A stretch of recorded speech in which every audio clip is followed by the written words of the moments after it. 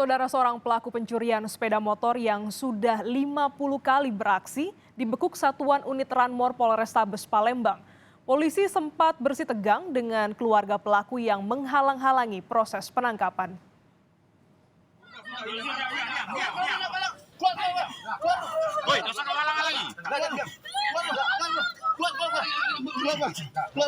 Pelaku pencurian kendaraan bermotor ditangkap polisi di Jalan Talang Andong, Kelurahan Sungai Rebo, Kecamatan Banyuasin 1, Kabupaten Banyuasin, Sumatera Selatan.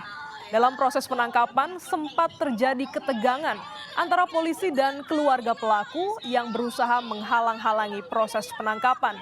Namun polisi akhirnya bisa membekuk pelaku.